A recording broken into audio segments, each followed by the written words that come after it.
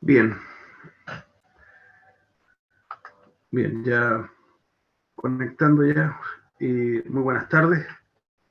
Si alguien me puede saludar para saber si estamos llegando bien con sonido y con imagen.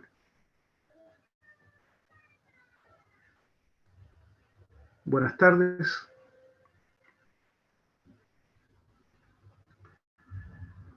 Ya, gracias, Esteban. Muy amable. Bien, eh, espero que se encuentren todos muy bien. Espérenme un segundo. Espérenme un segundo.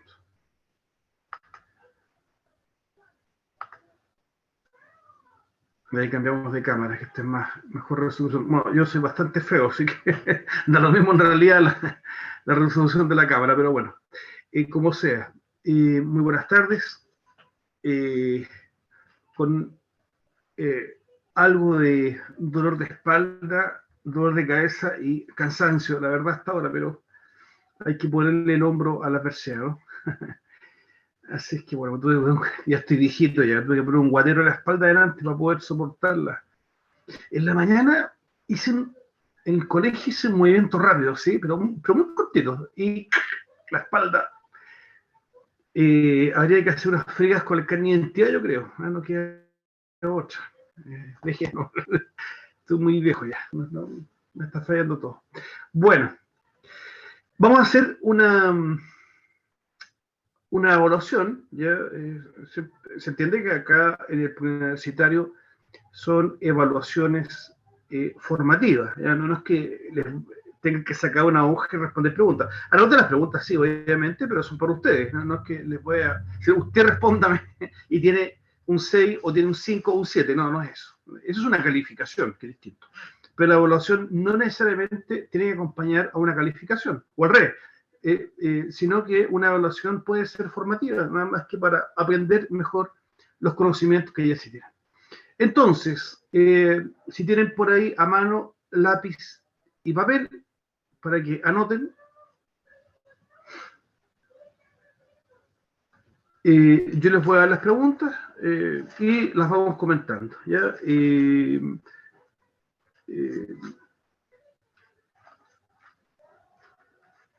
lo que no voy a hacer, por si acaso, y ya se los dije otra vez, es dictarles respuestas, eso por ningún motivo.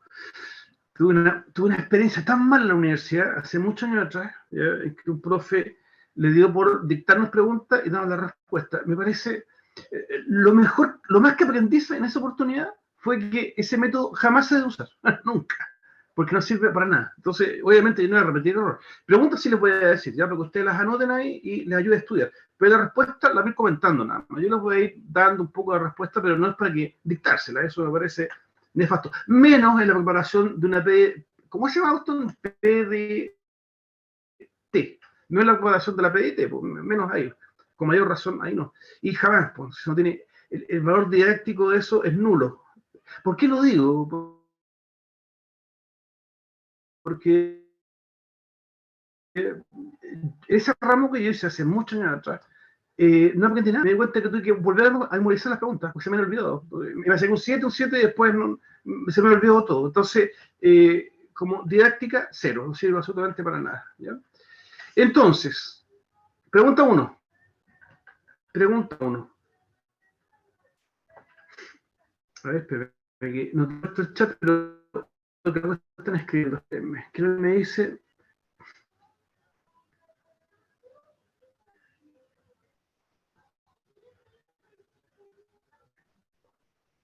Eh,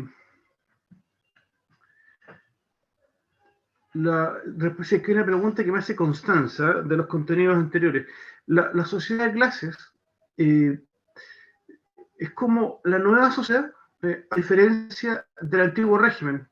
El antiguo régimen era estamental, ¿ya? Era por estamentos, ¿ya?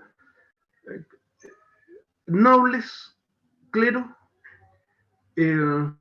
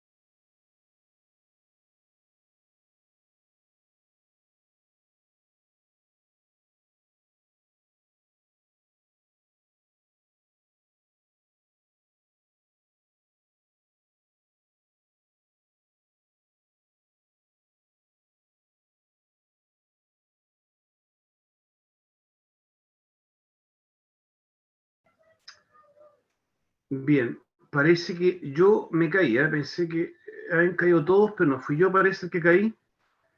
Volvamos a verificar, por favor, si estamos bien.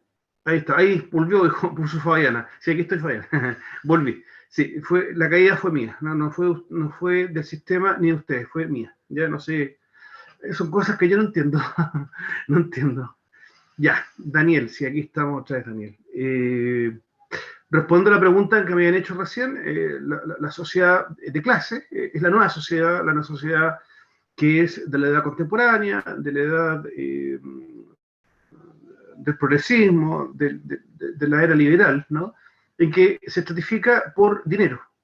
Es decir, eh, bueno, los empresarios, los dueños de la capital en la clase alta, eh, los obreros, los que ejecutan, qué sé yo, en el estrato más bajo, en la clase baja, y al medio quedan profesionales y otro tipo o empresarios chicos, y qué sé yo. Casi lo mismo como estamos ahora, digamos. Esa es la sociedad de clase y que se contrapone a la sociedad estamental. Es como la misma canción, pero con otras notas, no sé cómo llamarlo. ¿Ya? No sé cuál es mejor, ahí no sé qué será mejor.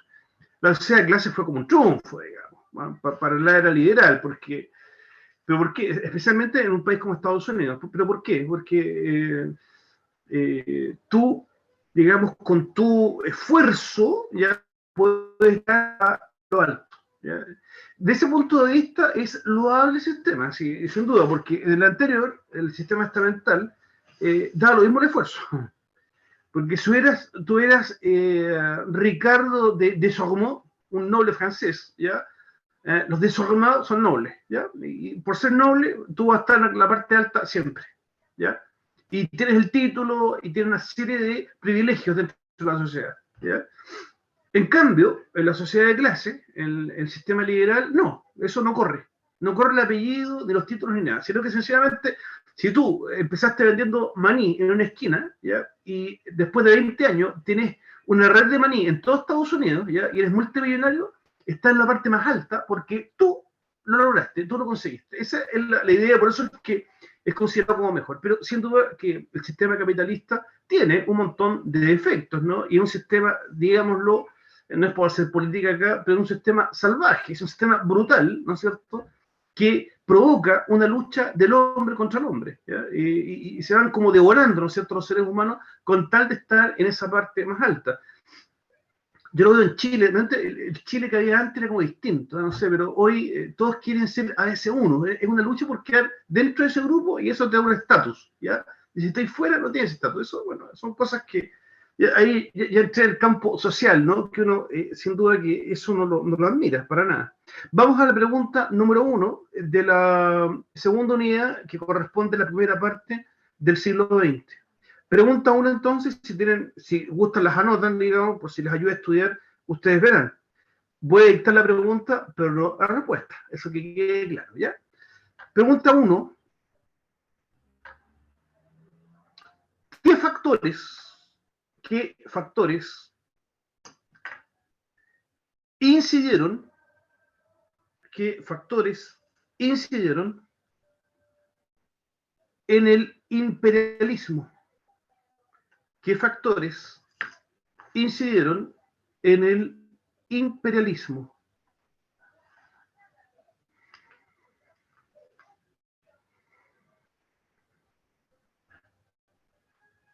A ver, son muchos factores, ¿eh? Pero pero qué amable Martín. Te agradezco mucho, Martín. La pregunta que acabo de hacer la puso ahí. Con personas como Martín vamos a ir mejorando el mundo, sin duda. Yo también hago clases de ética, así que. A ver, ¿qué factores? Yo tengo 5 acá, ¿eh? Yo noté 5, pero ustedes traten de acordarse de uno que sea. ¿Por qué, ¿Por qué se crean estos imperios? Ojo que, a ver, una cosa, cuidado, no estoy tanto en la ondita de los imperios antiguos, ¿eh? Como no tanto en lo que es el imperio austrohúngaro o el imperio alemán, aunque también aludo a eso, pero no del punto de vista de lo que fueron las antiguas monarquías, ¿ya? Estamos en una área distinta. Me refiero, por ejemplo, el imperio británico, ¿ya? ¿Por qué se expande tanto y qué buscan? ¿Por qué surge esta idea? Ya, ahí está. ahí Esteban ya me está apuntando. Factores económico-culturales, puso tres, ¿ya? Y ahí tenemos, yo creo que lo esencial, ¿ya? Económicos, porque se está buscando, ¿qué se busca? Materias primas, que Europa es así de chico, ¿ya? Y está el resto del mundo, está especialmente África y Asia, que tienen muchas materias primas. América Latina también, pero América Latina siempre estuvo como en la clase media mundial, entonces no fue muy invadida, digamos, por los europeos, ¿ya? Me refiero al siglo XIX en adelante, a eso me refiero, ¿ya? En esta época imperialista se metieron acá, pero no mucho, no demasiado, no como sucedió en África o en Asia, ¿ya? Porque en esos lugares invadieron y se tomaron inmensos territorios, ¿ya? Para explotarlos, ¿ya? Pasaron a ser parte, por ejemplo, del Imperio Británico, por ejemplo, Sudáfrica, ¿ya? Por ejemplo, Argelia, que parte de Francia, Marruecos de España, Somalia de Italia, y así, la India completa es británica, ¿ya?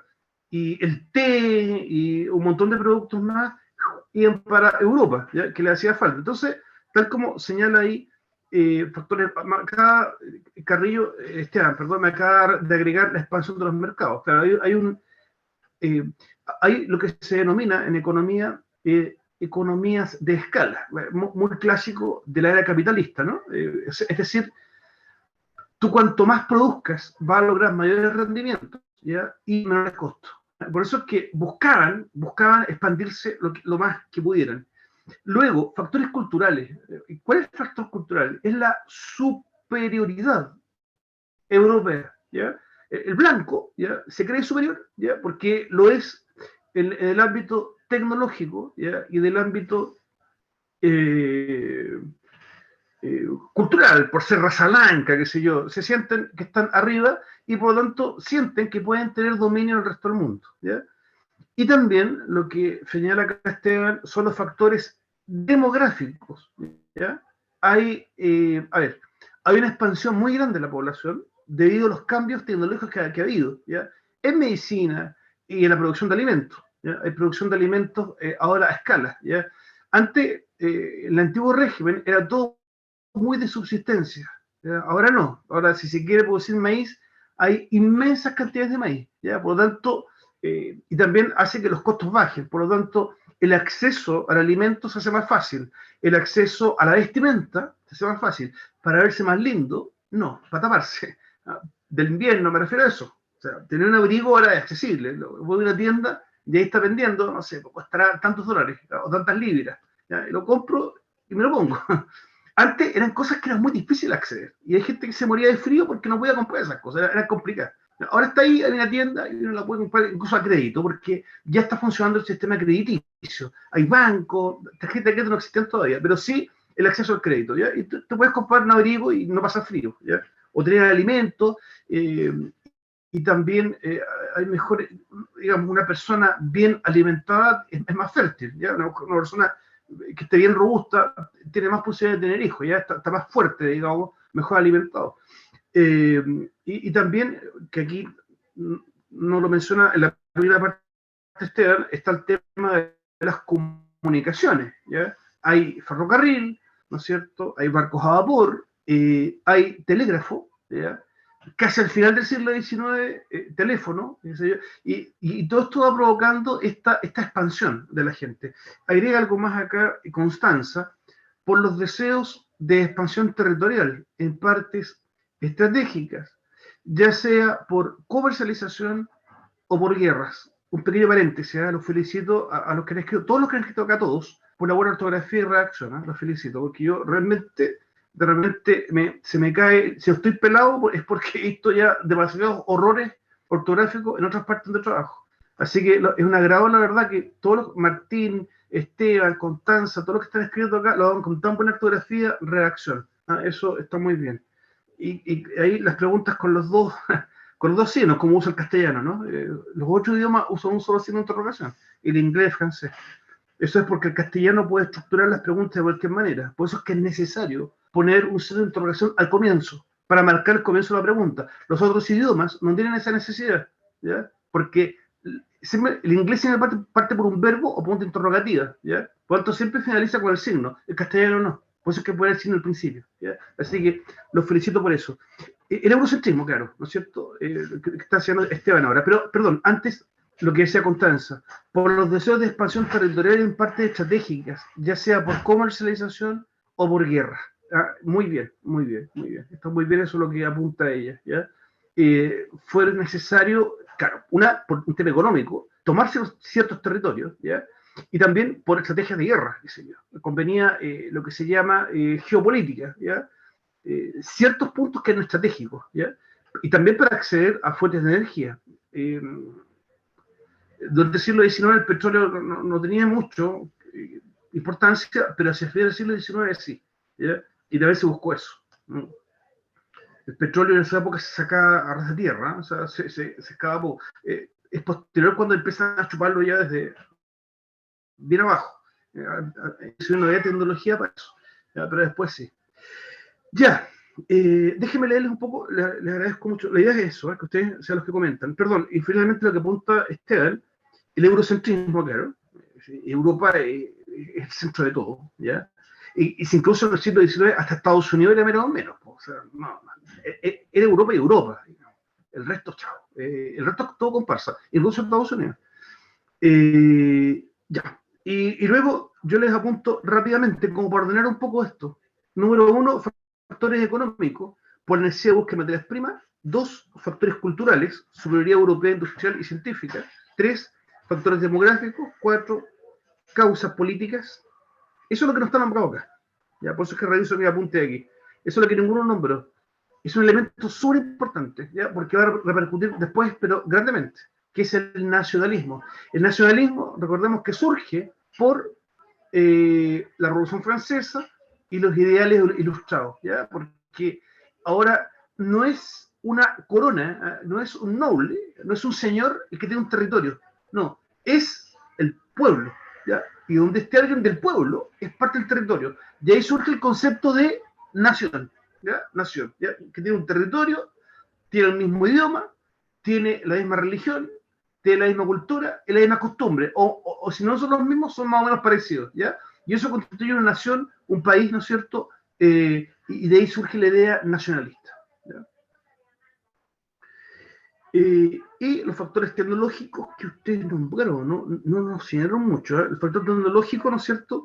Que son, yo lo acabo de señalar, que es el incremento de las comunicaciones y los medios de transporte. Telégrafo, las comunicaciones, teléfono, pero muy al final del siglo XIX, y medios de transporte, surgen carreteras, ¿no? El ferrocarril y el barco a vapor. Avión no, porque falta mucho, es para el siglo XX el avión, igual que el Zeppelin, también no tiene, está el globo, pero no era un medio de transporte que fuera importante en esa época.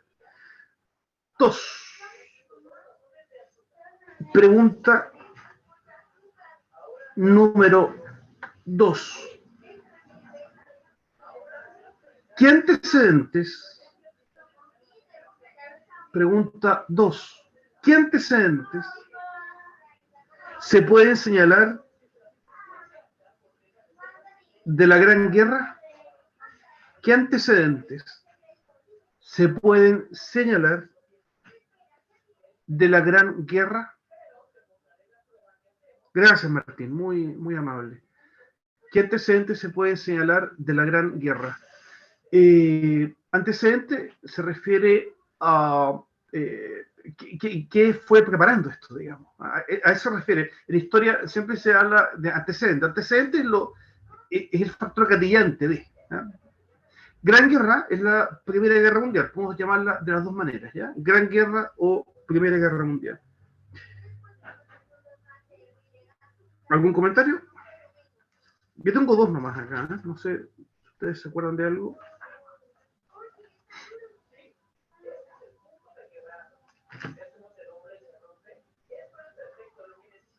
Es curioso, pero no tengo apuntado yo acá en mis apuntes un antecedente súper importante. Se me fue.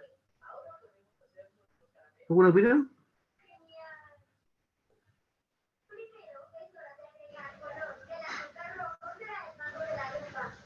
Ya, súper bien. Gracias, Esteban. Ese es justamente el primero que tengo yo.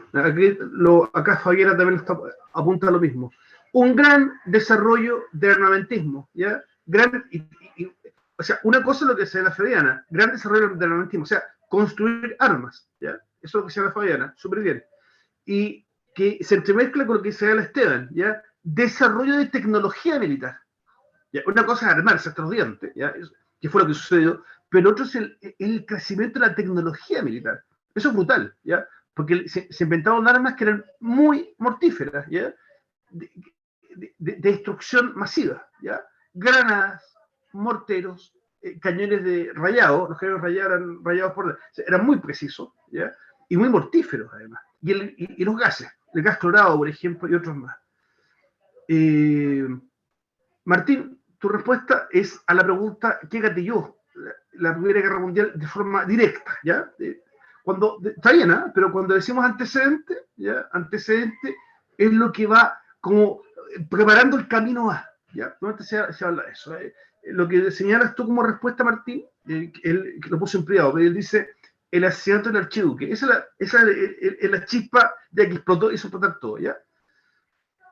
Ya, luego Esteban apunta también otro factor que es muy importante, ahí lo pone entre paréntesis, es la paz armada, ¿no? Que es las alianzas y los bloques entre naciones, y agrega y el interés de las potencias por la zona de los Balcanes, claro. Ahí está la cosa que ardía, ¿no? La zona de los Balcanes.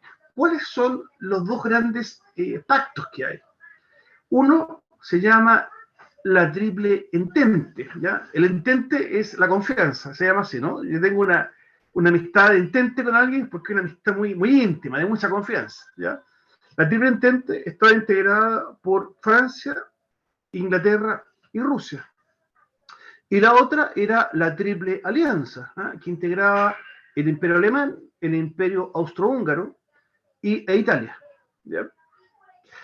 Ojo, lo digo porque no va a faltar el pillín en la P, no voy a poner el nombre de la sigla, PDT, que puede enredar un poquito alguna pregunta, ¿ya? Entonces, cuidado. La triple entente también se le da el nombre de los aliados. Cuidado, que no se vayan a confundir que otra se llama alianza. Le dicen los aliados, ¿ya?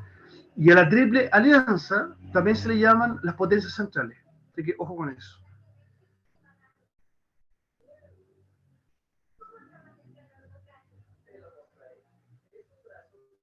Claro, sí, sí. Lo que pasa es que Constanza gracias, sí, PDT, muchas gracias.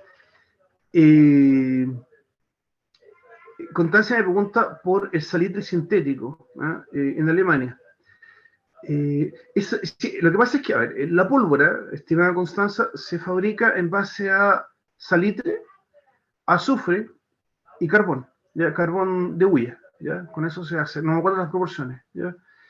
El elemento básico es el salitre, ¿ya?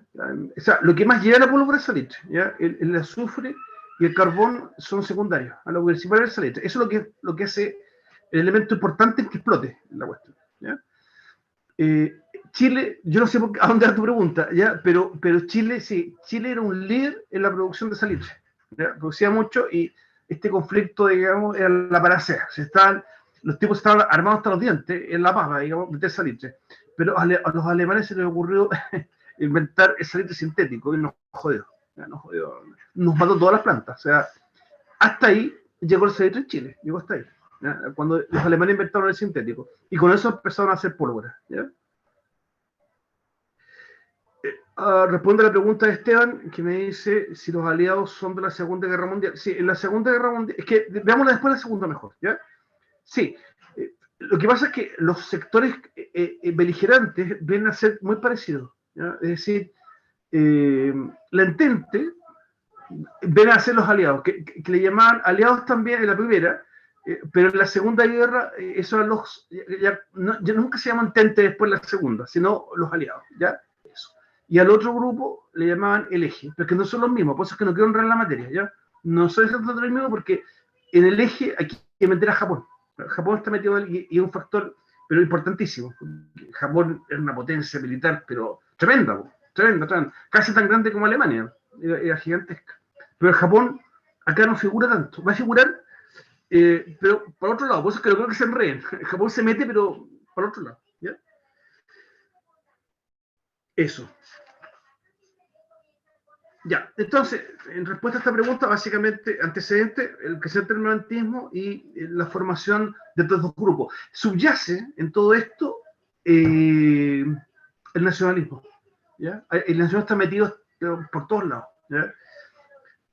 Yo creo que le hice alguna alusión en su minuto de que el nacionalismo, sí, visto así, es absolutamente negativo, ¿ya? Pero no hay que confundirlo con el patriotismo, que es otra cosa. ¿Ya? El patriotismo es el amor a tus raíces, ¿ya? Es el patriotismo. Yo se los confieso, yo soy patriota, ¿ya? Y para el 18 hizo la bandera, y hago un asado, y todo el cuento, y vi a Chile y toda la cuestión. Eso es ser patriota. Pero eso no comporta, no conlleva odiar al que no es chileno. Yo no para nada, no, al contrario. Al contrario, los peruanos para mí son mis amigos, los argentinos también. ¿Ya? Ese odio incoado, si incoado significa ligado, no hacia el corazón, hacia el de otro país, eso es el nacionalismo odioso. ¿Ya? Y eso es otra cosa. Hay que distinguir entre nacionalismo y patriotismo, son cosas distintas. ¿Ya? Perfecto. Pregunta 3. Pregunta 3. Ahora sí se va a lucir, ¿quién fue el que habló delante? Que lo dijo, aquí está, Martín Osorio. Ahora sí, Martín Osorio, que te va a lucir con tu respuesta. Pregunta 3. ¿Qué provoca? Pregunta 3. ¿Qué provoca el estallido de la Gran Guerra? Pregunta 3. ¿Qué provoca el estallido de la Gran Guerra? Gracias, Martín. ¿Qué provoca el estallido de la Gran Guerra? Claro, ese es el factor gatillante, ¿no? El asesinato, tal como lo dijo delante Martín y ahora lo ratifica Esteban, y lo vuelve a escribir Esteban ahora, el asesinato del archiduque. No, guarda el nombre de este caballero. A ver, ¿por qué me falta un mapa acá? Me falta un mapita. ¿Por qué estaba tan tensa la cosa? Porque. Ah, no, es muy chico. No sirve. No es nada. Porque la zona de los Balcanes es una zona que antiguos imperios siempre habían querido dominar. El Imperio Otomano, mucho antes, digamos, el Imperio Griego, los romanos, en fin. ¿Ya? Una zona que siempre estuvo ahí, perdón la expresión tampoco académica, para el peloteo ahí de distintos imperios que hubo otras de la historia. ¿Ya? Eh, Ahora, ¿quién está dominando ahora el área? Austria-Hungría. Austria-Hungría está, y Alemania. Alemania y Austria-Hungría tienen dominio sobre la zona.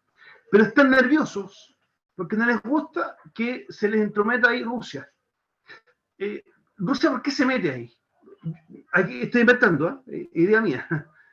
Creo que por razones raciales, porque la raza de la zona de los Balcanes, especialmente los más del norte, ¿no? Son eslavos, ¿ya? Y el ruso tiene más mezclas eslavos.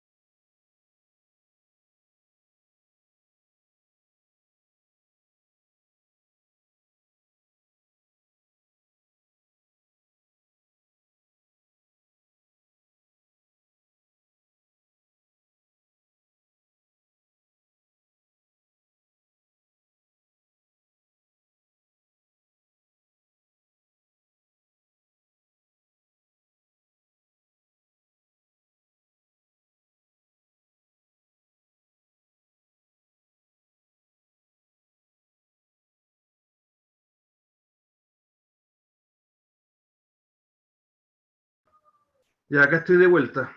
Volví.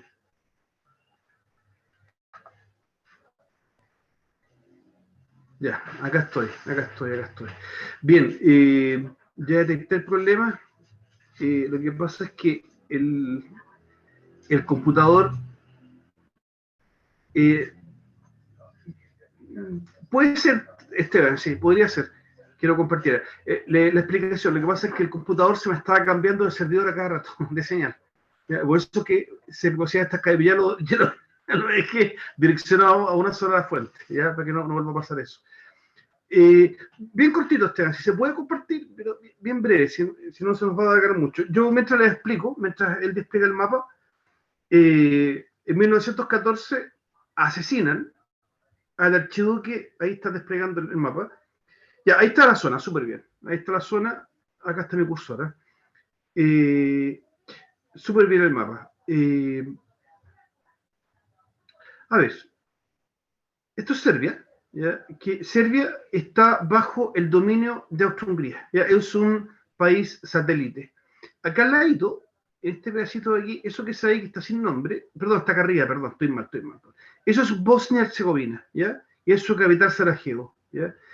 Eh, Cuando el archiduque de Austria-Hungría, que reside en Viena, allá, viajó en una visita de Estado a Sarajevo, un estudiante universitario serbio que no le gustaba esta influencia, ¿ya? Asesinó en esta ciudad al archiduque. ¿Ya? Lo asesinó y eso hizo que inmediatamente Austria-Hungría le declarara la guerra a Serbia. ¿Ya? Rusia, que era amigo de Serbia, esto no le gustó e inmediatamente le declaró la guerra a Austria-Hungría. Como Alemania era aliado, ¿no es cierto?, de Austria-Hungría, a su vez le declaró la guerra a Rusia. Y ahí empezaron todos a declararse la guerra. Los franceses, como eran amigos de los rusos, declararon la guerra a los alemanes, y a los húngaros, los ingleses, como digo, los franceses, se metieron al baile también, y de repente, por primera vez en la historia, estamos frente a un conflicto mundial. Nunca antes había sucedido esto, ¿ya?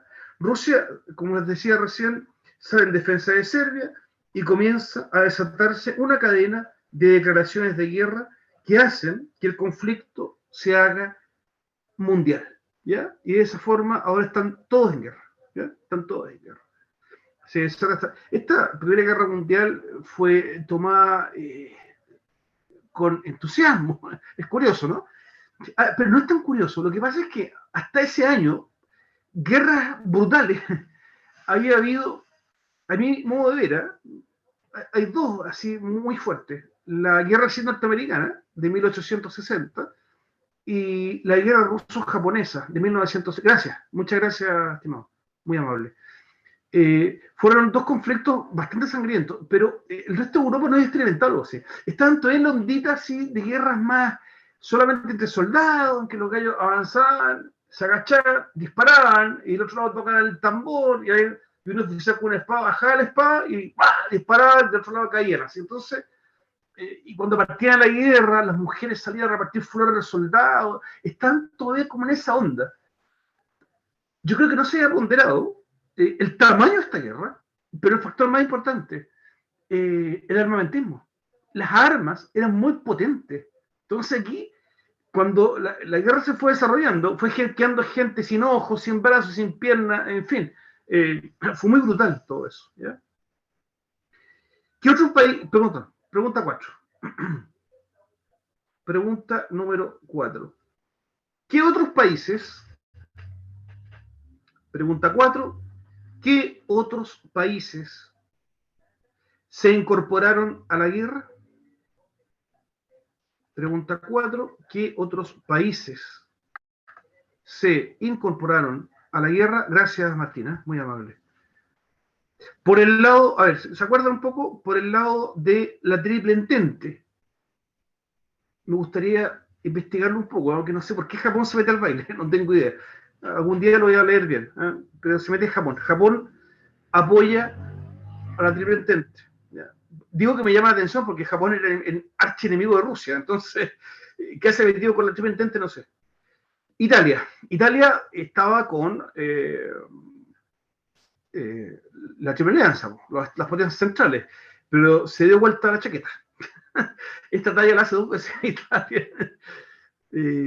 Esta talla Italia la hace 2 veces. ¿Ya? Se dio vuelta en la Primera Guerra Mundial y en la Segunda otra vez se dio vuelta. ¿Ya? Italia entonces se va con la Triple Entente. Portugal también es un país que apoya a la Triple Entente. Rumania también apoya a la Triple Entente. Es posible que por el odio hacia los austrohúngaros, ¿no? Que están al lado, los tienen justo al lado.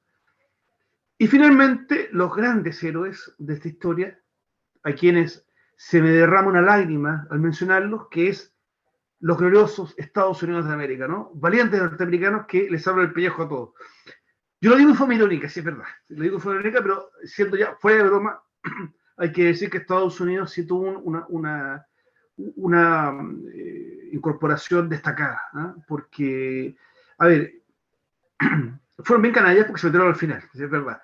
Pero sin su ayuda, piensen que Alemania los tiene a todos en jaque. Piensen que Rusia se retira antes, ¿ya? Y queda peleando solamente con Alemania, Inglaterra y Francia. Francia con un ejército pero paupérrimo, ¿ya?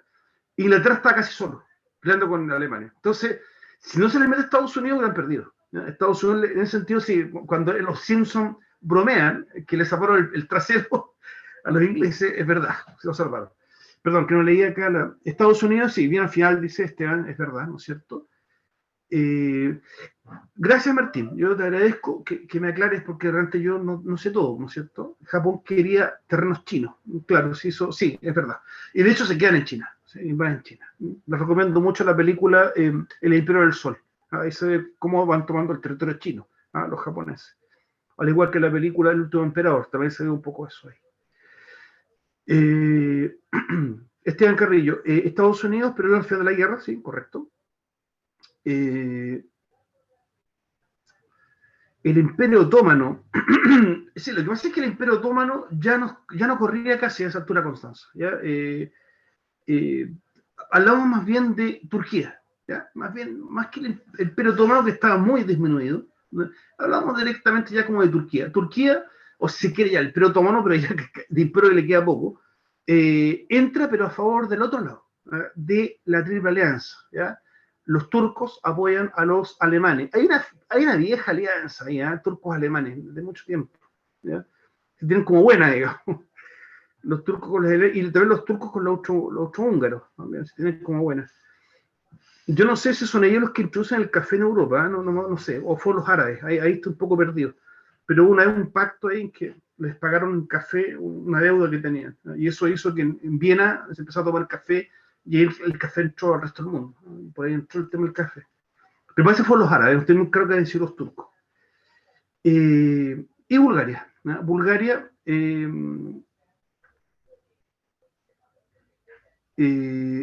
perdón, responde a la pregunta de Martín. Es que el tema japonés abarca los dos conflictos, ¿ya? Porque me dice, o creo que en la segunda, los dos. Los japoneses venían agarrando territorios chinos hace rato ya, mucho antes de la Segunda Guerra, ¿ya? Es un antecedente antiguo, ¿no?, que tenían. Por eso es que el odio chino-japonés es tremendo. Ahora está más aliviado, ahora, pero entre comillas, ¿eh? Pero todavía se tienen mucha mala, ¿no?, los chinos con los japoneses. Los orientales en general son bastante rencorosos, pero muy rencorosos, ¿ya? Y los chinos, especialmente los chinos, no se les olvida la invasión japonesa, la tienen acá. Entonces, por la Triple Alianza, vuelvo a insistir, ingresa Turquía o el Imperio Otomano, como quieras llamarle, y Bulgaria, ¿ya? No, Constanza. Estados Unidos, Constanza me pregunta si Estados Unidos ingresa cuando Japón ataca Pearl Harbor. Creo que no se escribe así, pero no importa. Yo tampoco sé cómo se escribe, así que no te preocupes. No, eso ocurre en la Segunda Guerra Mundial, no en la primera, ¿ya? Eso ocurre en la segunda, el ataque a Pearl Harbor, que es un puerto hawaiano, ¿ya? Hawái era un territorio norteamericano en esa época, ¿ya? En 1959 pasó a ser un estado norteamericano, el estado número 50. Por eso es que la bandera de Estados Unidos en la Segunda Guerra Mundial es como cuadradita, tiene todas las estrellas alineadas así. Cuando entra a Hawái, quedan como escorridas. Fíjense si hay de alguna vez. Búsquelo por internet. La bandera de Estados Unidos, la Segunda Guerra Mundial, tiene 49 estrellas así en cuadrado. Así. Después de 1959 las estrellas se corren. Están así como, quedan más bonitas. Así, ¿ya? Porque son 50 estados. Entra a Hawái. Puerto de Perlas. Perro. Es Perla, Harbor. Pero Puerto es Porto. No, bueno, no sé. Ya está bien. A lo mejor está en idioma hawaiano, no sé. Puerto de Perlas. Sí, algo con Perla. Sí, por ahí va la cosa. Sí, correcto. Ya, pero eso es Segunda Guerra. No nos metamos todavía con eso. ¿Ya? Dejémoslo para después. Pregunta 5. Gracias, Esteban, por su aporte. Pregunta 5. ¿Qué caracterizó a la Gran Guerra?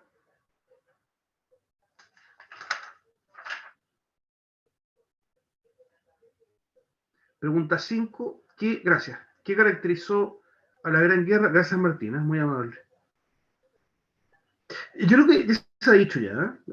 Repitamos un poquito lo que se dijo antes. ¿Qué le caracteriza a la Gran Guerra?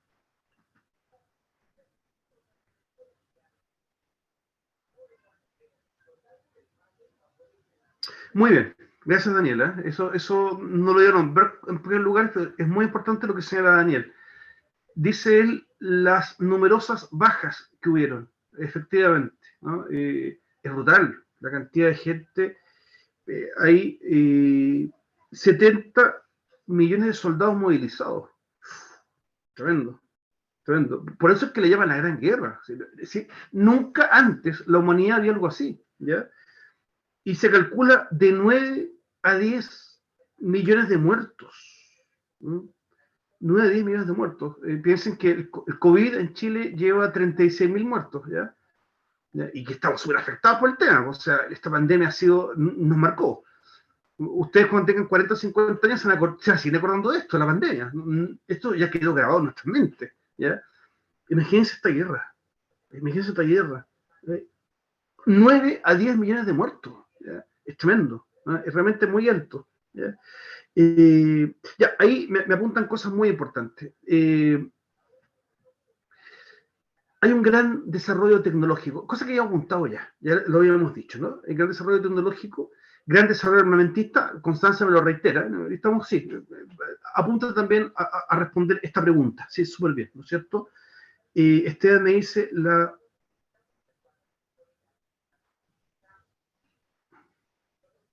Claro, fíjate que yo no daría eso, que no le preguntan normalmente la PTU, ay, esta prueba maldita, no sé cómo se llama, perdón, en la PDT, ¿ya? Lo del romanticismo, sí, un tema que yo siempre destaco, y los libros también, las historias también lo destacan, pero en la prueba poco lo mencionan. Pero está bien, Esteban, ¿eh? Sí, está bien. Hay una gran romantización del tema, ya todo muy. El nacionalismo exacerbado. Habían en las calles de Europa, marchaban escuadrones de soldados tocando bandas y la gente se emocionaba, ¿sí? Himnos nacionales y banderas, y vamos a la guerra, les vamos a sacar las remuras, estos otros, qué sé yo, y el odio, ¿no? El odio, los alemanes odiaban a los ingleses, los franceses a los alemanes, los otros húngaros a los rusos, y en fin, había odios muy grandes y mucha romantización de todo esto. Está bien eso que se apunta, ¿no? Eh, Vamos a agregar a eso que ustedes ya han dicho ya, que se recurre demasiado a la población civil. Hay muchos civiles que lo meten a la guerra, ¿ya? Muchísimo. ¿Ya? En la guerra, bueno, siempre hay civiles metidos, pero normalmente los soldados, digamos, el soldado profesional que va a la guerra. ¿Ya? Aquí no, aquí empezaron a meter gran cantidad de civiles, ¿ya? Todo el que pudiera disparar, digamos, lo enrolaban, lo metían al baile. Y lo otro es que también los estados hacen, los países, digamos, hacen que toda la industria y la economía del país se vuelque hacia lo que es la guerra, ¿ya? Por lo tanto, todo lo que es la industria siderúrgica era producir cañones, balas, pistolas, fusiles, qué sé yo. Se dedican a eso, digamos, ¿ya? Y toda la producción tenía que estar destinada a eso. Esa es otra característica de esta gran guerra. Por eso es que había tanto armamento, ¿no? Tanto armamento. Tristemente todavía se encuentran bombas por ahí, no sé esa altura, pero al menos cuando yo estaba joven, todavía las noticias salían de repente, o de la Segunda Guerra o de la Primera, que se encontraban por ahí en los bosques, en algún lado, bombas, que algún excursionista o algún niño de repente daba aviso, hay una bomba todavía y tenían que ir a desactivarla. Bombas que tiraron de aviones y quedan incrustadas ahí entre los árboles. Pasaban 20, 30 años y seguían ahí las cuestiones, pues. Tenían que ir a desactivarlas con hartos cuidados. ¿Ya? Para que uno se haga la idea, la cantidad de armamento, ¿eh? Fue tremendo. Y al igual que minas que flotaban en el mar, también hasta hace poco todavía había alguna, era un peligro, tenían que andar, creo que ya no, creo que ya no, pero hasta algunos años atrás habían barcos que andaban buscando minas todavía, ¿ya? Para poder desactivarlas. Pregunta número 6. Pregunta 6. Pregunta número 6.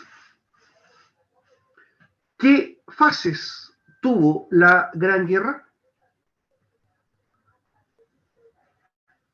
¿Qué fases tuvo la Gran Guerra? Gracias, Martín. ¿Qué fases?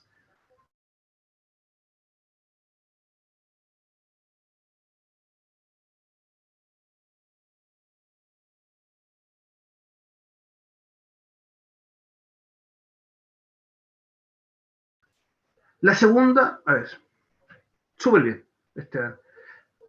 Ahí lo resumen súper bien. Dice la guerra de movimiento y la guerra de trinchera. Básicamente eso. Guerra de movimientos y guerra de trinchera. La primera fue la guerra de movimientos, 1914. Es decir, cuando los ejércitos de las distintas potencias se desplazaron a la frontera para comenzar la guerra. La segunda fase va de 1914 a 1917, ¿ya? Que es la guerra de trincheras. Es, es el periodo más recordado y más bien más tristemente recordado, porque estos soldados estuvieron 3 años metidos en un hoyo. Yo les comentaba que de ahí sale el término médico pie de trinchera. ¿Ya? El pie de trinchera es cuando tú tienes una bota puesta mucho tiempo. Les pasa también a los excursionistas o a los montañistas. ¿Ya? Los excursionistas, los montañistas saben que tienen que sacarse las botas cada cierta cantidad de horas, ¿ya? Y ventilar los pies. Los pies tienen que ventilarse, ¿ya? Porque si no, si está día y noche con la bota puesta, con la humedad, el pie se empieza a pudrir, ¿ya? Y la piel se cae, ¿ya? Ese es el pie de trinchera, ¿ya? Era tremendo. Los que le empezaban a doler los pies en medio de la nieve, del frío, qué sé yo. No es por congelamiento, es por humedad, por si acaso. Y se sacaban la bota y quedan sin piel, les queda la carne herida ahí, ¿ya? Ese es el pie de trinchera, era terrible. Eh, ¿Cuál es el dicho ordinario, Martín? Que yo lo desconozco. Y mientras Martín a ver. Ya. Sí, bueno, ya está bien. Hay que tener un poco de humor, está bien, está bien. Y lo otro, ¿no? Son las bombas tóxicas. La guerra de gases, básicamente gas clorado o gas mostaza. ¿Ya? Le llaman así por el color que tenía, que era amarillo. ¿Ya? Eh, eh, eh, Tú aspirabas esto y te empezabas a asfixiar. La particularidad de este gas es que contraía los músculos acá de los pulmones, eso se apretaba y te ahogabas. ¿Ya? Era terrible. La muerte por este gas tóxico era terrible y también el miedo. No solamente en las trincheras, también en las ciudades. La gente no sabía si tenía que tirar eso. ¿Ya? Y tenían que, cuando habían alarmas de bombardeo, la gente se ponía mascarilla y también tenían que ponerle mascarilla, por ejemplo, a los niños y a las guaguas. Hay una cuestión para las guaguas que era tétrico, ¿eh? Era como una bolsa, ¿sí? Con oxígeno en que el agua la cerraba entera, ¿ya? Por si tenían estos gases, ¿ya? También a los animales, a los caballos, por ejemplo, los caballos que usaban en la guerra, les ponían máscaras, unas máscaras gigantes así, ¿ya? Por los gases.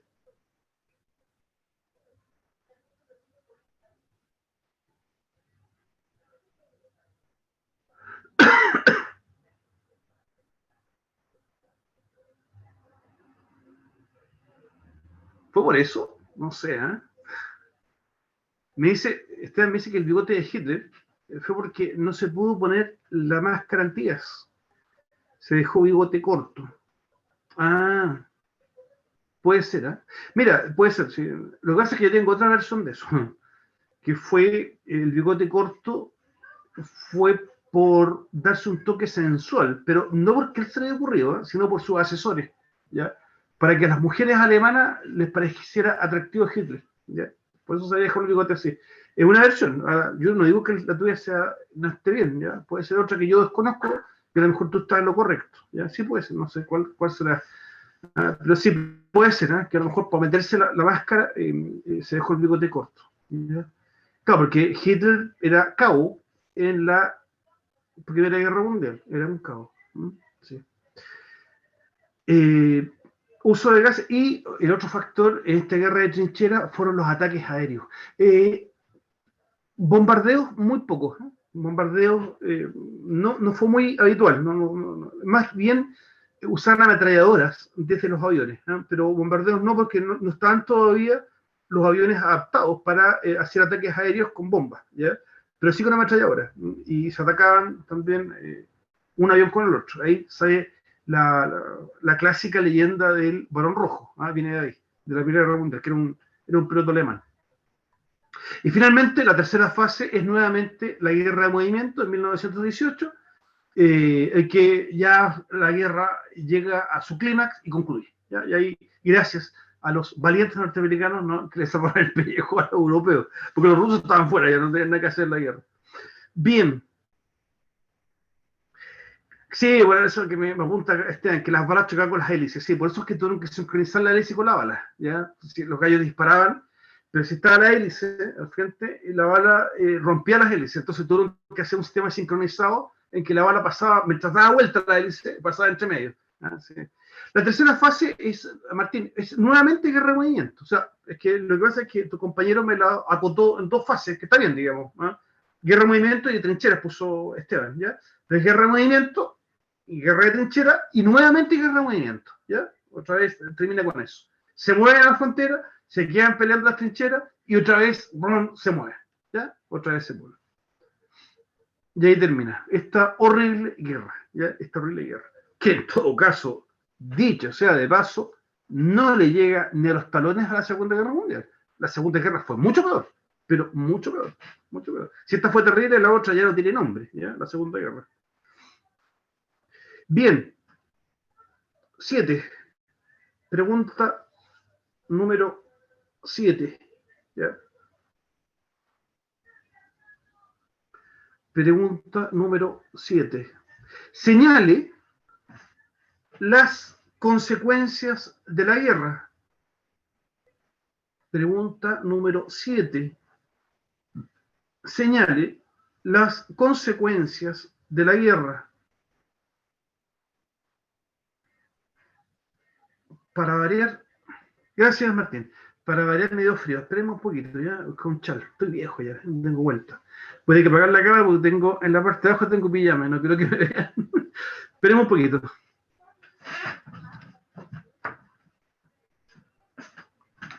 Mamá, mamá.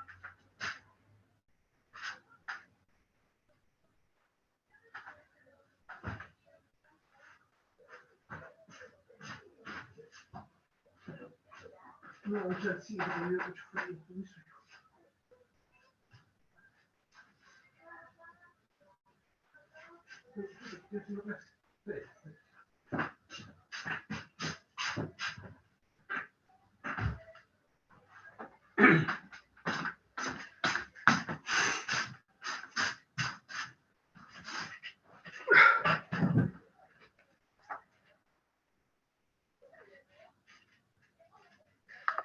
Ya, muy bien, Martín. Perdón, Esteban, que me dice, por un lado, ¿no es cierto?, el Tratado de Versalles se hizo justamente en el Palacio de Versalles, donde se firmó los armisticios y se establecieron nuevas reglas, ¿no? Obviamente se quería evitar que fuera a volver a ocurrir un conflicto tan grave, ¿ya? Entonces, el acuerdo de Versalles fue ese, ¿ya? Tomar todas las medidas necesarias para que esto no se volviese a repetir. Lo segundo que apunta Esteban es la desaparición de los imperios, ¿ya? Los imperios se terminan, se disuelve el imperio austrohúngaro, pasa a ser Austria, ahí surge Austria, ¿no es cierto?, como un país autónomo, y Hungría. Al igual que Alemania, ya deja de ser imperio también, ¿ya? Dejó de ser imperio. Y otros más también dejan de serlo.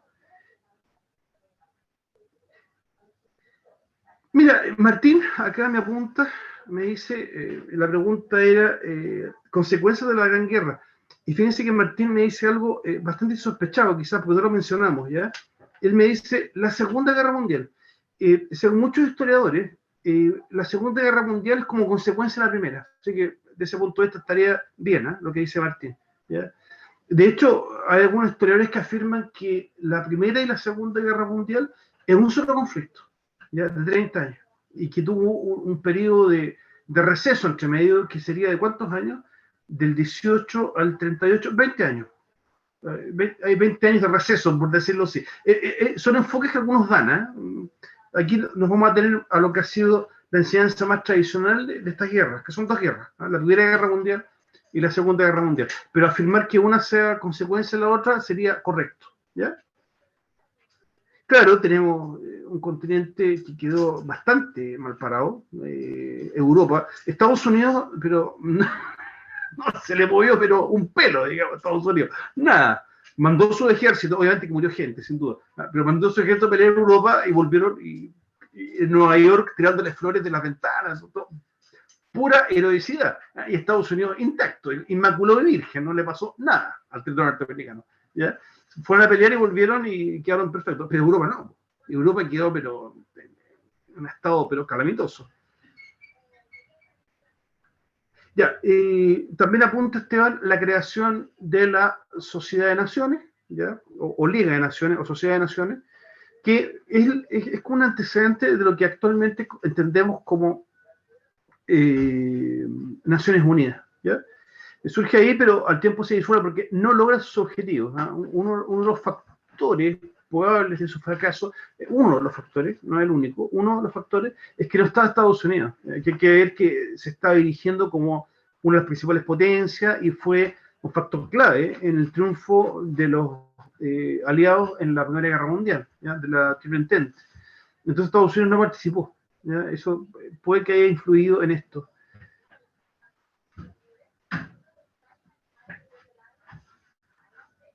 Claro, recién entendí lo que apunta Martina acá, dice más específicamente el odio de Hitler. Claro, sí, claro, claro, claro. De ahí arranca, digamos, por lo que pasó.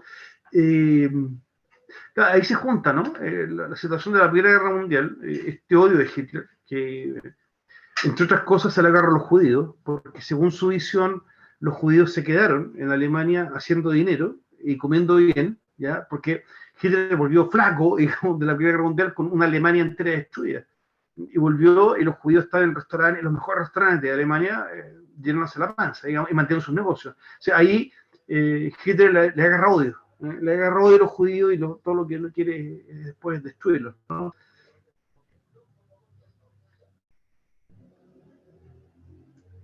Eh, no sé a lo que se refiere, perdón, es que yo no la sé toda.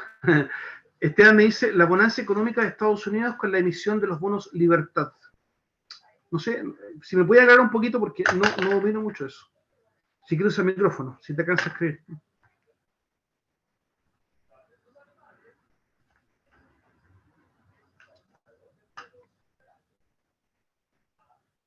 Ya, y eso, tú me dices que trajo bonanzas para Estados Unidos, ¿sí? Ya, está bien. Ya está bien, Esteban, sí.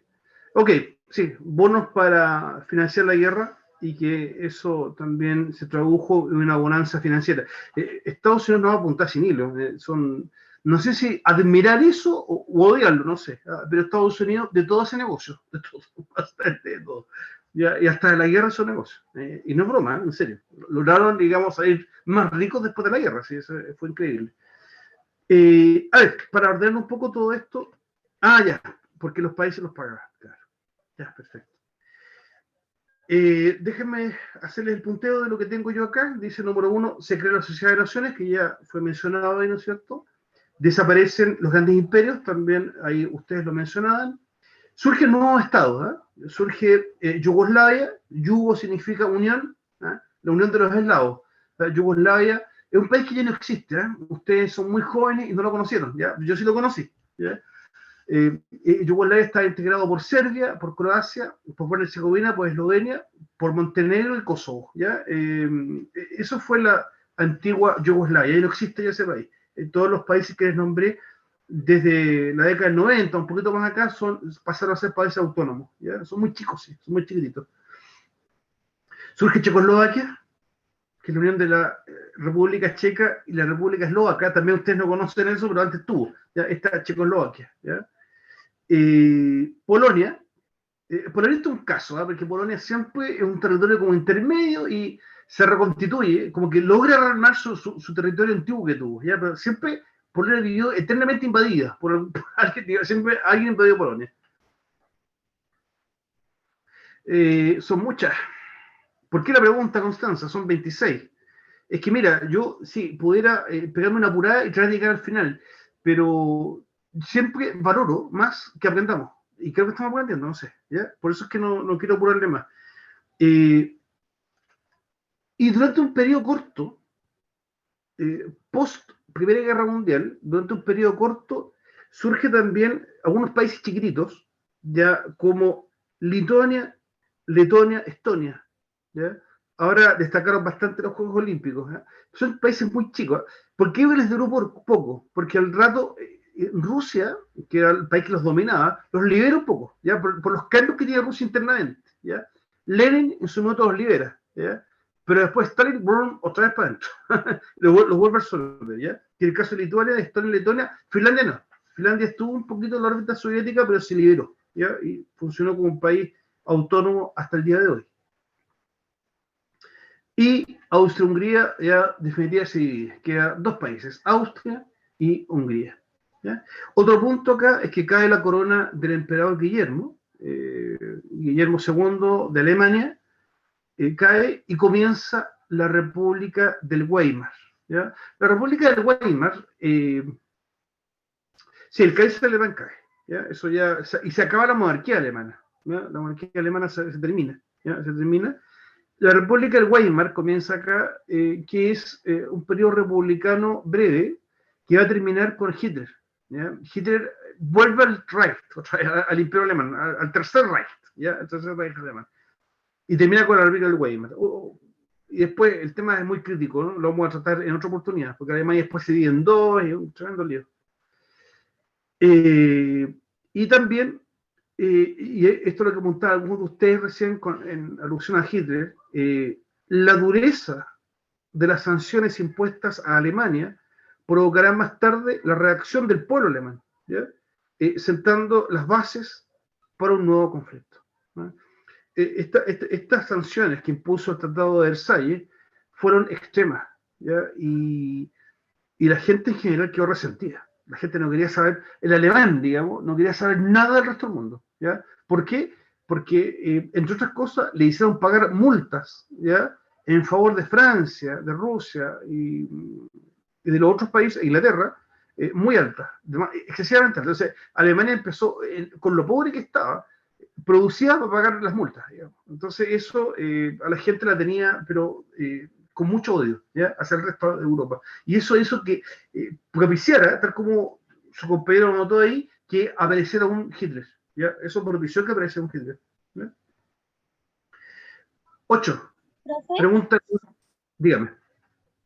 ¿Es verdad que si Hitler se hubiera esperado más o menos como 2 meses, hubiera conquistado realmente como gran parte del mundo, si se puede decir así? Gracias a Dios que se equivocó. Sí. Entonces, menos mal que no se... Sí. Digamos. Gracias a Dios que este gallo dio malos pasos. Menos mal. Porque la verdad es que si Hitler, a ver, no se encacha como se encachó con Rusia. ¿Ya? En Rusia la gente estaba hasta con Stalin. ¿Ya? Si Hitler hace un ataque relámpago a Moscú nomás, o a Leningrado, y saca a Stalin, ¿ya? Y se gana la gente, el ruso no lo apoyado, porque la gente estaba hasta con Stalin. Si hubiese aprovechado la gran cantidad de nazis que había en Inglaterra, ¿ya? Y si hubiese aprovechado la gran cantidad de nazis que había en Estados Unidos, hubiese planteado otra estrategia distinta, y salía bien con Japón, gana la guerra, gana, pero de todas maneras, sí tenía mucho armamento, tenía muchísimo armamento, ¿ya? Sí, yo creo que nos salvamos. Yo creo que Argentina, como era aliado de Alemania, ahora sí nos parte de Argentina, digamos. Argentina era invadido a Chile, a Brasil, a toda Sudamérica, ¿ya? Con apoyo alemán, lógico. Alemania hubiera mandado para acá, junto con Italia, hubiera mandado acá toda la flota, qué sé yo, y hubiera agarrado toda Sudamérica. Seríamos parte de Argentina. Eso, sin duda, que hubiese sucedido así.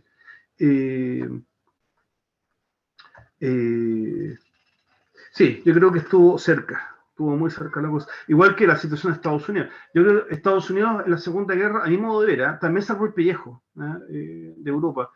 Pero ojo que Estados Unidos tuvo que pelear en dos frentes. Uno se piensa también, ¿qué hubiera pasado si Japón retrasa el ataque a Pearl Harbor? No lo hace. Y Estados Unidos, como siempre ve el negocio, dice, si vamos ganando plata, nos metamos todavía. Hubiera retrasado eso, ¿ya? O bien Japón lo supera en el Pacífico. Si Japón supera en el Pacífico a Estados Unidos no hubiera querido seguir peleando con Alemania.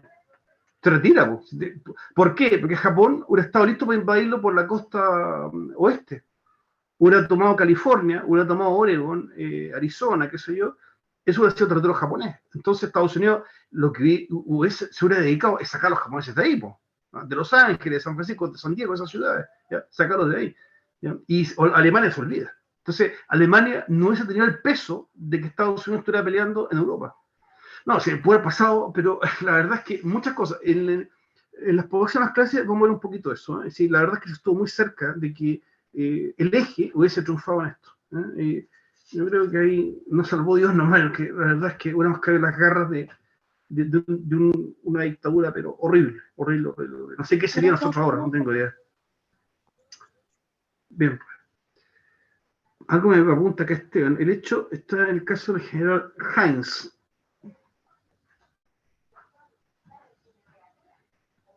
Claro, justamente. Menos mal que Hitler fue bastante obtuso, ¿eh? Fue cerrado, ¿no? Cerrado. Se hubiera aceptado todo, porque por ejemplo, los ucranianos odiaban a los rusos. ¿Y qué hizo Stalin? Perdón, Hitler. Se tiró contra Ucrania. Se tiró contra Ucrania. Fue un error estratégicamente fue un error tremendamente grande. Ya, sigamos, porque eso es materia de otro costal. Sigamos adelante. Número 8. Número 8. Señale los antecedentes de la Revolución Rusa. Pregunta 8. Señale los antecedentes de la Revolución Rusa. Pregunta 8. Gracias, Martín. Señale los antecedentes de la Revolución Rusa. A ver, un poquito más rápido porque no puedo quedarme tan atrás, si no, no puedo avanzar. Déjenme acelerar un poquito. En primer lugar, Rusia sigue con un sistema absolutista, ¿ya? Lo que Francia había superado casi 2 siglos, digamos, no son 2 siglos, pero como 150 años, más o menos. En 1789 fue la Revolución Rusa, ¿ya? Y dejaron atrás el absolutismo. Rusia seguía en las mismas. Rusia seguía con los zares, ¿ya? Y con un sistema totalmente absolutista, ¿ya? Con Nicolás II. Segundo, las condiciones económicas deplorables, ¿ya? Rusia estaba un desastre, ¿ya? Un desastre. Hay varios factores que lo explican. Rusia nunca se industrializó, era totalmente agrícola todavía, es totalmente agrícola, y está muy afectada por la guerra con Japón, ¿ya? Claro, la humillación ruso-japonesa y los soldados en general que estaban hasta acá, porque no tenían balas, no tenían comida, no tenían ropa, ellos estaban en una condición ya, pero pésima, peleando en la Primera Guerra Mundial, y ya no querían más, y los tipos solos, así, se empezaron a devolver. Ya no, los oficiales les decían, vaya a pelear, y los gallos los empujaban, se iban para la casa, y no querían más. No tenían que comer, y sobre todo las botas se les rompieron, estaban muertos de frío, sin comida, sin balas, o sea, no tenían ni siquiera con qué disparar, digamos, y que quieran estar peleando, se empezaron a volver solos, ¿ya?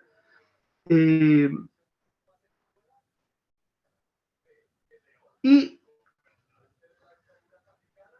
frente a la crisis social que tiene Rusia, los sectores obreros se organizan en soviet, ¿ya? Un soviet, nunca he visto bien la traducción correcta al castellano, me parece que puede traducirse como sindicato, ¿eh? Sindicato, un soviet, ¿ya? Los sindicatos, los soviets, comienzan a controlar algunas ciudades, ¿ya? Esto el Star lo permite, ¿ya? Porque es una fuerza política súper importante, ¿ya? Así como en su momento, mucho tiempo atrás, ¿no es cierto?, el rey Luis XVI da concesiones, ¿no es cierto?, a la gente. Acá también Nicolás II le empieza a permitir que los soviets tomen ciertas decisiones a nivel local, ¿ya? Hasta que hay una huelga general y esto presiona para que se organice la denominada Duma. La Duma es el parlamento, surge el parlamento pero a la fuerza, digamos, ¿ya?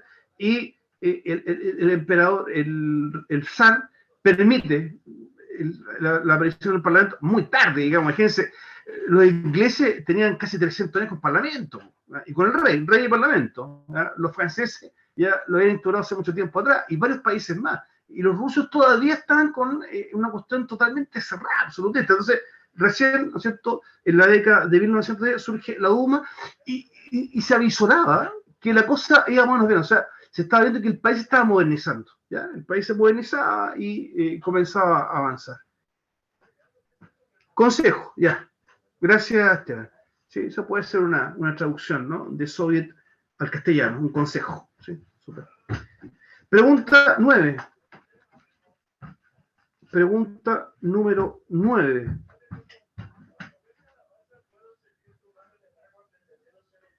Pregunta 9. ¿Qué grupos querían los cambios más radicales? Hay muchos grupos en Rusia. Repito la pregunta 9. ¿Qué grupos querían los cambios más radicales? Aquí, gracias Martín, había varios grupos, ¿eh? Surgen los liberales, digamos, que quieren llevar el capitalismo a Rusia, así como lo fue Inglaterra, como lo fue en Francia, como lo fue en Estados Unidos, ¿ya? Que el sector liberal, hay un grupo denominado liberal democrático, ¿ya? Que son como de centro, ¿ya? Una centro derecha o centro izquierda, no sé, la verdad, está por ahí al medio, ¿ya? Pero después están los grupos más potentes, ¿ya? Que estos son los que están armando un conflicto que va a escalar, va a cada vez más complicado. Uno es el grupo menchevique, ¿ya? Los mencheviques promueven, ¿no es cierto?, influenciados por el marxismo, el socialismo de Marx, ¿no es cierto?, promueven el socialismo de una forma gradual, pacífica y democrática. Ahí me anota Esteban los mencheviques, ¿no?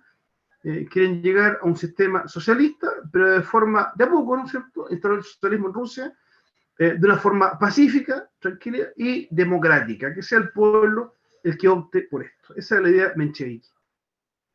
Y por otro lado estaba el grupo bolchevique, ¿ya?, que era totalmente radicalizado y querían destruir completamente el orden establecido e imponer la dictadura del proletariado. Esto decían que hay que fusilar a todo el que se descruzara y que no estuviera de acuerdo e instaurar una dictadura. Dicho sea de paso, en estos años nadie se hubiese imaginado que los bolcheviques triunfaran, ¿eh? No, la verdad es que gracias Martín, bolchevique, se esperaba que fueran los mencheviques los que dominan otra forma de gobierno, ¿eh? Pero los bolcheviques eran vistos como un grupo reducido, pequeño y en extremo violento. Entonces, no, estos tipos no los va a pescar nadie, ¿eh? Sencillamente el mundo captaba que la cosa iba a estar entre los liberales y los mencheviques. Por ahí iba a estar la disputa, digamos, del poder, una vez que el zar cayera, porque eso ya se comenzaba a disolar. Esto, como le pasó a los franceses, ahora les pasa a los rusos, ya va a caer el zar. Pregunta. Claro, sí, eso es cierto lo que apunta Esteban. Sí, era como la profecía de Marx, el marxismo, el socialismo, ¿no?, triunfaría en los países capitalistas, pero no solamente capitalistas, sino en países capitalistas industrializados, ¿ya? Entonces, la esperanza de Marx era que el socialismo triunfara en Estados Unidos, en Inglaterra, en Francia, en Alemania. Ahí. ¿Pero por qué? Porque tienen los rasgos donde hay grandes masas de obreros, ¿no? Oprimidos, ¿ya? Grandes capitalistas, grandes masas de obreros, ciudades enormes con vías de miseria alrededor, y estaba ahí el caldo de cultivo, ¿no? Para que esto surgiera. Pero en Rusia, porque Rusia era puro campo, el capitalismo era exiguo, no había grandes capitales, ellos estaban todavía con un sistema de monarquía, digamos, muy antiguo, ¿ya? Y por otro lado, no había industria, era muy poca, era solamente a Rusia le llamaban la gran comarca, ¿ya? Eran puros cultivos los que había. Entonces, no era un campo así que uno imaginara que surgiera el marxismo. Gracias por el apunte, Esteban. Pregunta 10. Pregunta número 10.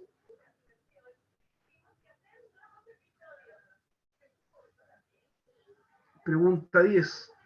¿Cómo se produce la revolución? Pregunta número 10. ¿Cómo se produce la revolución?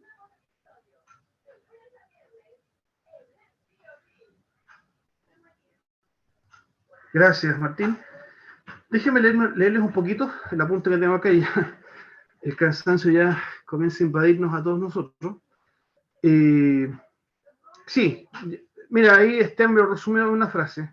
Por una huelga general, sí. En general, sí. Acá tengo apuntado bastante más. Pero se puede resumir en eso. Se produce una huelga general en Rusia, ¿ya? Pero esto ocurre en un día. ¿Ya? De un huascazo se produce una revolución y cae el zar.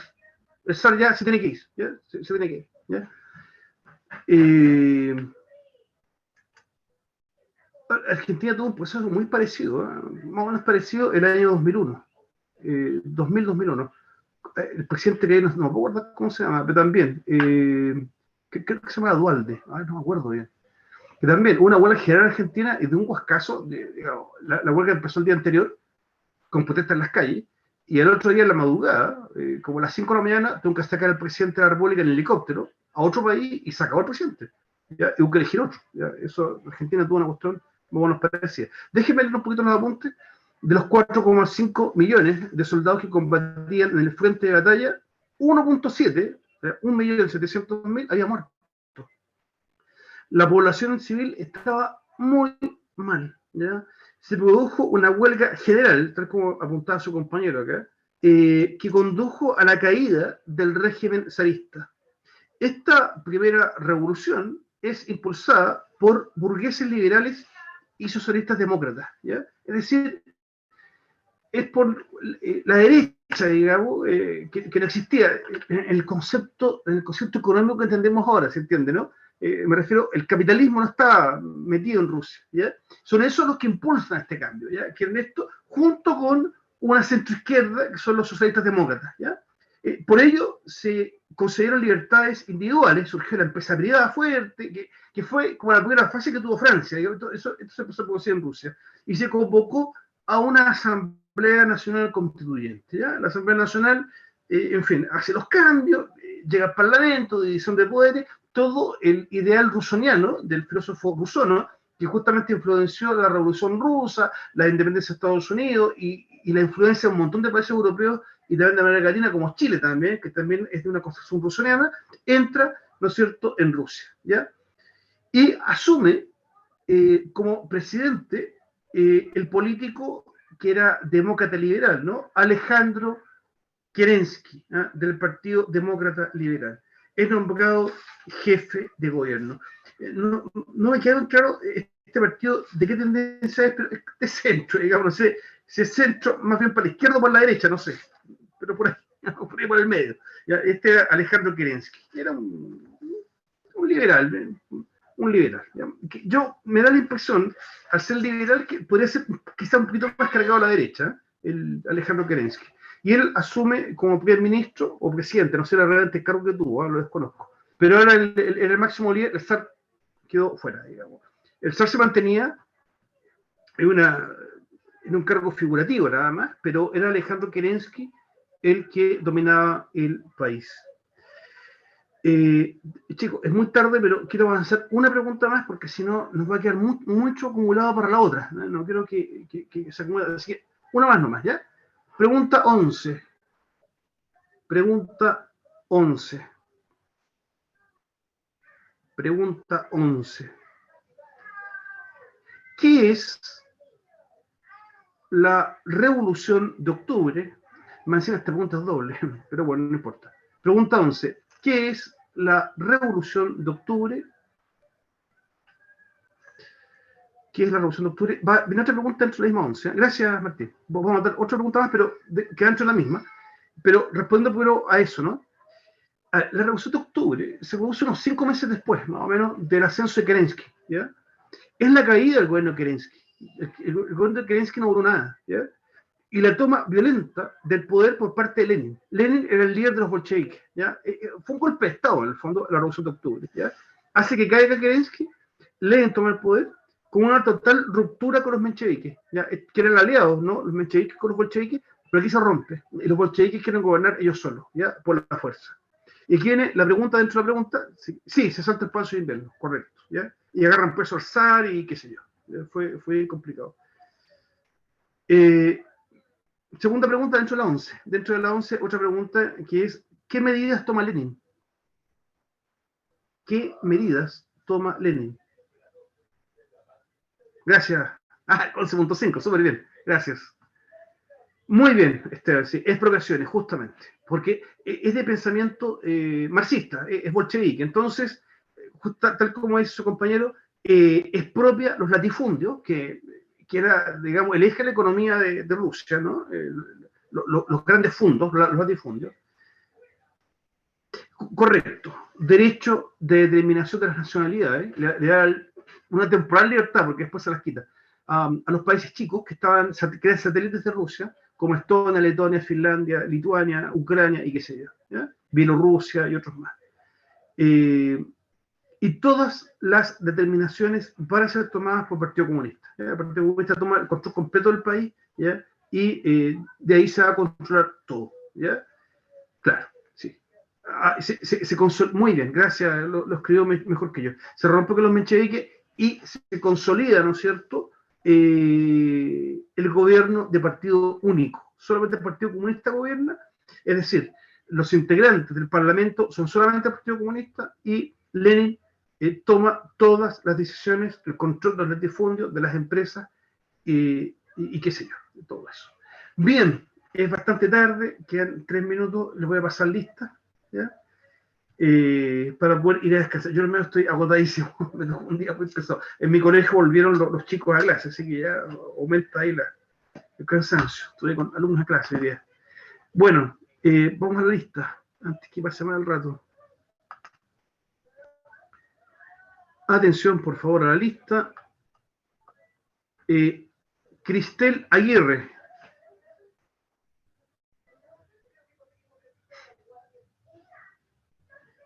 Presente. Muchas gracias. Paloma Arancibia. Presente. Felipe Asensio. Presente. Benjamín Barberena.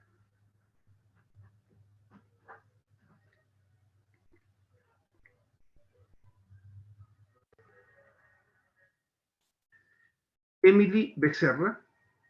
Presente. Daniel Bravo. Presente. Mateo Busdon. Presente. Ignacio Campos. Esteban Carrillo. No, eso corresponde, sí, obviamente que está. Paulina Carrasco. Presente. Ninoska Cartagena.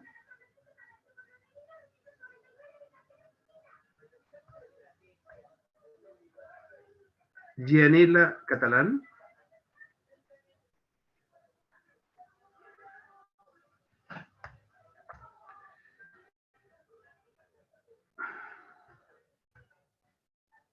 Amaro Elgueta. Presente. Carolina Godoy.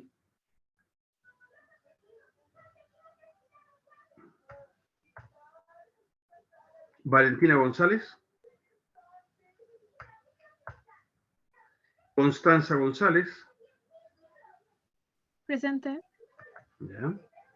Fabiana Herrera. Presente. Constanza Herrera.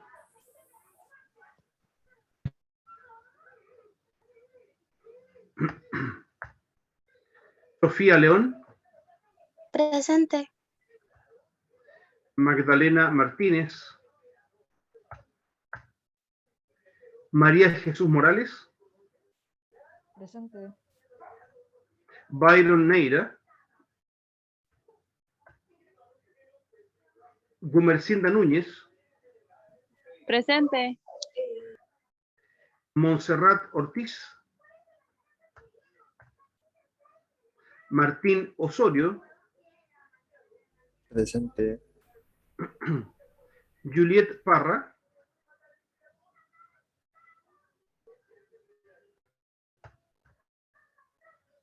Agustín Peña. Leandro Severino. Presente. Rodrigo Silva. Joaquín Soto. Martín Tam.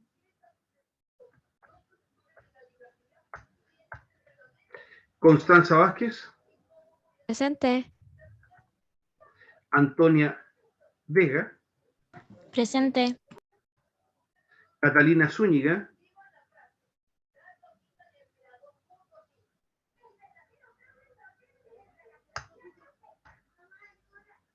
Montserrat Tapia. Presente.